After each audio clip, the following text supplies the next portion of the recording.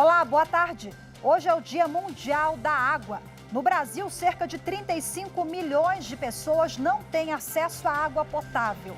Em relação ao esgoto, apenas 46% do volume é tratado.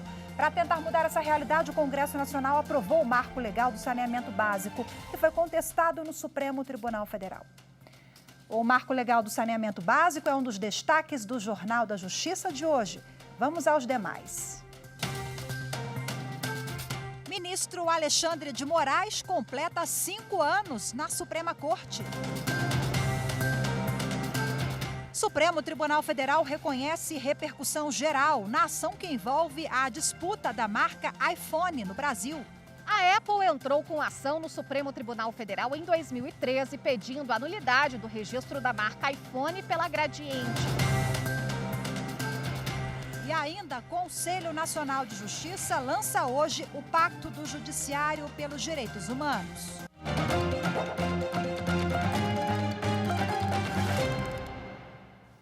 A segunda turma do Supremo Tribunal Federal anulou a condenação do ex-deputado do Rio de Janeiro, Paulo Melo. O entendimento dos ministros é que ele deveria ter sido ouvido novamente depois dos depoimentos prestados em defesa do ex-deputado. A operação da Polícia Federal Cadeia Velha, que começou em 2017, apurou um esquema de corrupção na Assembleia Legislativa do Rio de Janeiro.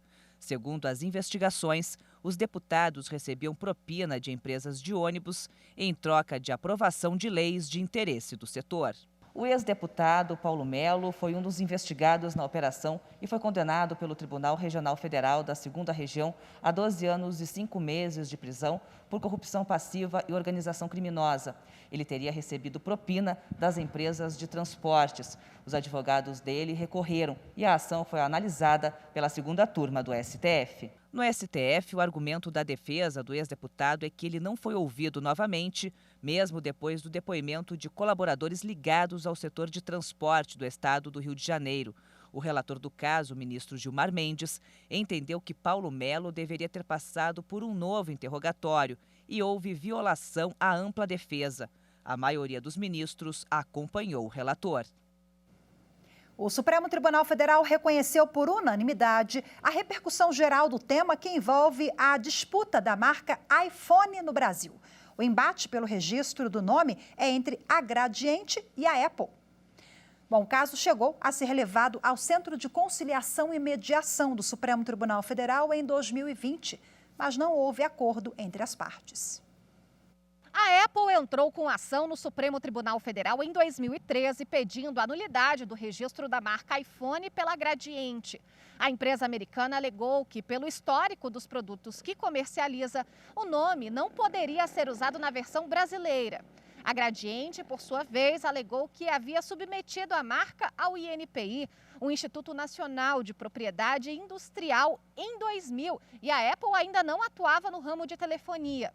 Mas o registro só foi cedido em 2008, quando a multinacional estrangeira já tinha começado a usar a marca um ano antes. O relator do caso, o ministro Dias Toffoli, ao votar pelo reconhecimento da repercussão geral, explicou que a discussão está em saber se a demora na concessão do registro pelo INPI pode resultar na não exclusividade sobre a marca. Para o ministro, o tema é relevante do ponto de vista econômico, social e jurídico, levando em conta os princípios da livre iniciativa e da livre concorrência. Segundo Toffoli, a finalidade de uma marca é diferenciar determinada mercadoria, produto ou serviço dos concorrentes. Ela interessa tanto aos empreendedores, que podem explorá-la economicamente, quanto aos consumidores, que conseguem identificar a procedência, a qualidade e as principais características do item. Além disso, para o relator, é preciso considerar que o mundo empresarial é dinâmico, o que faz com que novos produtos e novos nomes surjam com grande velocidade, demonstrando que o assunto em debate ultrapassa o interesse subjetivo das partes. Ainda não há data para que o processo seja analisado pelo plenário do STF. E hoje tem sessão plenária das turmas no Supremo Tribunal Federal. Os detalhes da pauta de julgamentos com a nossa consultora jurídica da TV Justiça, Gisele Reis. Na sessão da primeira turma do STF, ao menos 18 processos podem ser chamados a julgamento. São recursos apresentados pelo Estado do Mato Grosso do Sul, envolvendo a responsabilidade solidária dos entes públicos na prestação dos serviços de saúde. Os casos envolvem fornecimento de medicamentos e o Estado busca incluir a União como ré nos processos. Os pedidos foram negados por decisões individuais dos ministros, com base numa decisão do Supremo Tribunal Federal que afirmou que os estados, a União e os municípios podem figurar como réus nas ações em conjunto ou isoladamente. Já a segunda turma analisa recurso do ex-ministro da Casa Civil, José Dirceu, que busca o reconhecimento da prescrição da execução da pena de 4 anos e 7 meses, resultante da condenação pelo crime de corrupção passiva, envolvendo contratos fraudulentos com a Petrobras. Tem também o recurso de um homem condenado a mais de 6 anos de prisão por tráfico de drogas. No STF, ele busca a diminuição da pena e a modificação do regime prisional e argumenta que o ilícito por ele cometido há mais de 5 anos não poderia ter sido levado em consideração como maus antecedentes e reincidência no momento da fixação da pena. As sessões das turmas começam logo mais a partir das 2 da tarde e podem ser acompanhadas ao vivo pelo canal do YouTube do STF. O ministro Alexandre de Moraes completa hoje 5 anos de Supremo Tribunal Federal. Ele tem se destacado nas decisões de caráter social e de combate às fake news. Prometo bem fielmente cumprir os deveres do cargo de ministro do Supremo Tribunal Federal. 22 de março de 2017, o ministro Alexandre de Moraes assumiu a vaga deixada pelo ministro Teori Zavascki, que morreu num acidente de avião. Moraes é natural da cidade de São Paulo e graduado pela Faculdade de Direito do Largo de São Francisco, da USP, onde também concluiu doutorado em Direito do Estado em 2000. É professor associado da USP, professor titular pleno na Universidade Presbiteriana Mackenzie e professor convidado de diversas escolas de magistratura. Em 1991, começou a carreira no Ministério Público de São Paulo. Alexandre de Moraes é autor de vários livros de direito constitucional. Em 2002, aos 33 anos de idade, foi nomeado secretário de Justiça, Defesa e da Cidadania de São Paulo, o mais novo a assumir o cargo. Em junho de 2005, participou da primeira composição do Conselho Nacional de Justiça, indicado pela Câmara dos Deputados. 11 anos depois, foi ministro da Justiça e Segurança Pública, do então presidente Michel Temer. Saiu para assumir o cargo de ministro no STF. Nesses 5 anos no STF, Alexandre de Moraes tem se destacado em decisões voltadas aos direitos fundamentais. Entre as mais importantes relatadas por ele, está a que decidiu que quem tem imóvel de programa habitacional do governo não precisa pagar impostos, como IPTU. Os ministros consideraram a cobrança indevida para casas populares, porque o programa tem finalidade social. Não há nada que marginalize mais alguém do que não ter um teto para si e para sua família. Outra atuação importante de Moraes na corte tem sido a condução do inquérito das fake news. Ele está à frente das investigações desde março de 2019 para apurar a ação de pessoas que divulgam notícias falsas e fazem ameaças às instituições e à democracia. Ameaçar, atentar contra o Supremo Tribunal Federal, contra o Poder Judiciário, é atentar contra a Constituição Federal, é atentar contra a democracia. No mesmo ano que ingressou no STF, em 2017, o ministro também ocupou uma vaga de ministro substituto no TSE. Neste ano, vai assumir a presidência da Corte Eleitoral e comandar as próximas eleições. A Justiça fez a sua lição de casa. Essa Justiça Eleitoral se preparou e não vamos admitir que essas milícias digitais tentem novamente desestabilizar as eleições, desestabilizar as instituições democráticas. Veja a seguir os principais avanços e gargalos em relação às políticas públicas voltadas ao uso e acesso à água no Brasil. Os detalhes daqui a pouquinho, eu volto já. Me lembro da TV Justiça desde o seu início.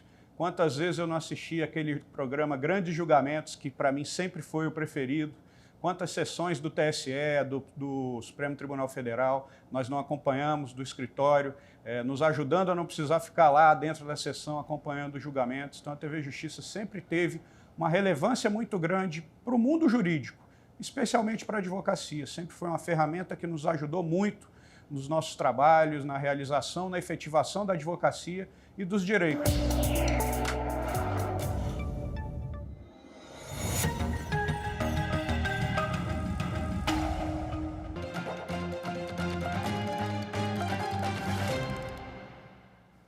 Nesta terça-feira se comemora o Dia Mundial da Água. A data foi criada pela Assembleia Geral da Organização das Nações Unidas em 1993 para promover a consciência em todo o mundo sobre a importância deste recurso natural para a promoção da vida saudável no planeta. Aqui no Brasil, o Marco Legal do Saneamento tenta ampliar o atendimento à população. A medida foi contestada na Justiça e confirmada pelo Supremo Tribunal Federal no fim do ano passado. Cerca de 35 milhões de pessoas não têm acesso à água potável. Os dados são do Sistema Nacional de Informações sobre Saneamento. Além disso, o país perde aproximadamente 40% de toda a água potável captada nos sistemas de distribuição, quantidade suficiente para abastecer mais de 63 milhões de brasileiros. Quando o assunto é esgoto, os números também impressionam. Segundo o IBGE, apenas 46% do volume são tratados.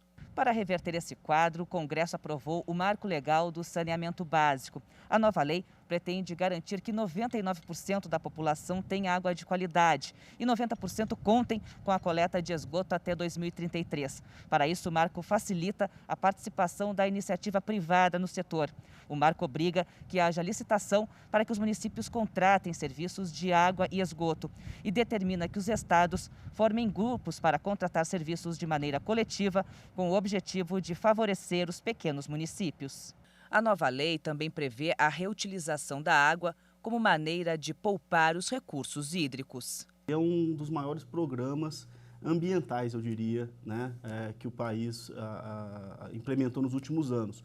Porque com o marco hídrico, os investimentos em saneamento vão ampliar de forma muito expressiva, né? E isso vai aumentar a qualidade da água dos rios brasileiros e disponibilizar então uma água de maior qualidade para todos os usuários naquele rio, naquela bacia hidrográfica que fazem uso abaixo de pontos de lançamento de efluentes de tratamento de esgoto. Mas a norma foi contestada na Justiça. Partidos políticos entraram com 4 ações no Supremo Tribunal Federal, questionando a constitucionalidade do Marco Legal do Saneamento Básico. O argumento seria que a lei viola a autonomia federativa e poderia criar monopólio no setor privado nos serviços que oferecem água e esgoto. O relator desse caso, o ministro Luiz Fux, entendeu que a lei é constitucional e, por maioria, o STF manteve o marco legal. O marco regulatório consolidou proposta inovadora para os instrumentos de cooperação interfederativa, movido não só pelas experiências regulatórias das últimas décadas, mas também pela busca de sustentabilidade econômico-financeira e viabilidade dos vínculos de parceria entre a administração pública, com o poder concedente, e os agentes econômicos, as concessionárias. Compreendo que o novo Marco Legal do Saneamento Básico divisou justamente garantir um regime jurídico de transição que se revela adequado à paradigmática mudança do desenho regulatório. Era preciso que houvesse uma cláusula, um sistema de transição. Bom, e para repercutir o tema, eu converso agora ao vivo com a doutora em Direito, Caroline Lucena. Seja muito bem-vinda. Boa tarde, doutora. Boa tarde, Rafaela. Prazer participar do programa. Prazer é todo nosso. A senhora que é professora de Direito Ambiental e tem também várias pesquisas em torno do assunto. quais são os principais avanços e gargalos, em linhas gerais, no que se refere a políticas públicas que versam sobre o uso, o acesso à água no país? Bom, Rafaela, falando rapidamente sobre os nossos marcos legais, a gente pode destacar, antes mesmo da Constituição, o Código das Águas, mas de forma mais coerente com o sistema legislativo protetivo que nós temos no meio ambiente, a gente pode destacar a própria Constituição, a Política Nacional de Recursos Hídricos e, claro, as declarações internacionais da ONU, como a de 2010, que considerou a água como um direito humano. Então, esse sistema legislativo, ele garante o acesso à água de forma igualitária, principalmente reconhecendo a sua importância enquanto direito humano. Agora, o que nós precisamos enfrentar é justamente porque a Política Nacional de Recursos Hídricos garante que a água é um bem econômico e assim pode ser explorado. Porém, é preciso que se garanta também que aqueles que não têm acesso à água, inclusive por motivos econômicos, também dela possam se utilizar, dela possam dosar da forma que é necessária. Então, esse aí seria um gargalo. Como o Brasil vem conseguindo equilibrar esses dois valores, essas duas questões? Veja, nós temos políticas públicas de acesso. Agora, existem ainda alguns enfrentamentos a serem feitos. Por exemplo, Rafaela, eu sou sertaneja, eu sou do interior da Paraíba e percebo que nós ainda estamos engatinhando e reconhecendo formas de conviver com a escassez de água. A gente não combate a seca, a gente precisa ter políticas públicas que com ela conviva. Então, esse ainda é um dos gargalos. E dentro disso, né, nesse contexto, é importante que a gente entenda que a população ela precisa ser formada para isso. Políticas de educação ambiental, para que as pessoas saibam lidar com a água e, principalmente, que entendam que aquele bem lhe pertence, mas também pertence às futuras gerações. As futuras gerações também vão precisar desse recurso. Então, políticas de educação ambiental, com enfoque na proteção da água, também precisam ser desenvolvidas no nosso país. Achei interessante a senhora citar o papel da sociedade, né? Porque a gente fala muito do poder público e de outros atores envolvidos. O papel de cada cidadão é fundamental. Agora, como é que o Poder Judiciário ele pode contribuir também, vem contribuindo na preservação da água, no uso sustentável? Veja, as tomadas de decisão precisam levar em consideração 3 pontos que são muito importantes. Primeiro, de que se está lidando com um bem ou com o risco de comprometimento de um bem que é vital. A gente não consegue se desenvolver, humanamente falando, sem água. Não é só uma questão econômica. O segundo são as dificuldades que existem, não só em determinadas regiões, em que isso se agrava um pouco em razão de efeitos climáticos, mas também em razão da quantidade de recursos que já foram comprometidos em razão de uma certa ingerência ambiental por parte do poder econômico.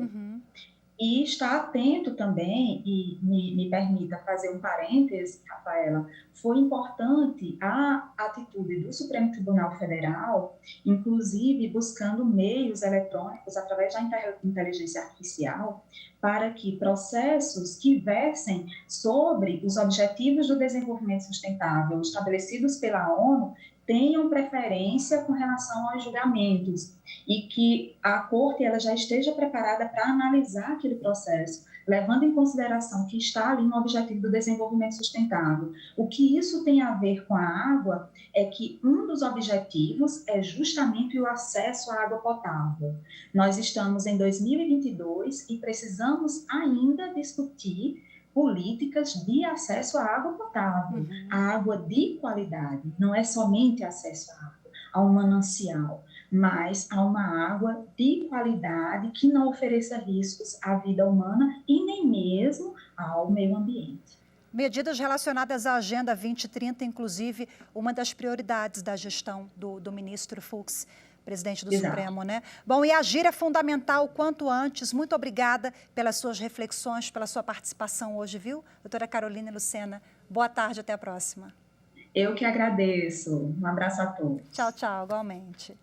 Você vai ver no próximo bloco, o Conselho Nacional de Justiça lança hoje o Pacto do Judiciário pelos Direitos Humanos. Os detalhes você confere em instantes. Numa sociedade complexa, marcada por informações superficiais, por excesso de informações e até mesmo por fake news, é imprescindível que tenhamos um canal seguro, claro, transparente, público de informações. É nesse cenário que temos a TV Justiça, destacadamente pela qualidade e com ênfase no sistema de justiça.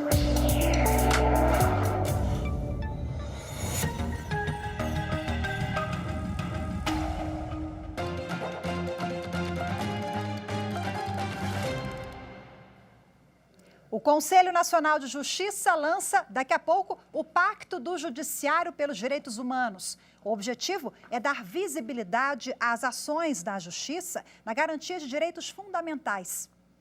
Vamos agora saber mais detalhes sobre isso ao vivo com a repórter Carolina Chaves. Olá, Carol, muito boa tarde para você. Olá, Rafaela, boa tarde a todos. Olha, com o pacto, o Conselho Nacional de Justiça vai promover um conjunto de ações para divulgar as iniciativas do Judiciário no cumprimento da Constituição Federal.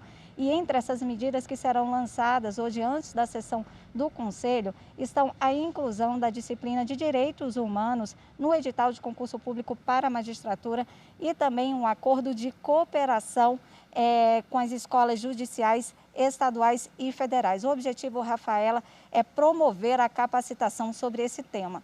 Com o pacto também inclui a publicação de uma publicação com jurisprudência do Supremo Tribunal Federal, que traz dados relevantes que envolvem questões de direitos de minorias e também de vulneráveis, como indígenas, presos, LGBT e a mais. Agora, o lançamento dessa publicação, Rafaela, deve ocorrer em agosto. É com você. Maravilha, muito obrigada pelas informações de lançamento daqui a pouquinho na abertura da sessão do CNJ.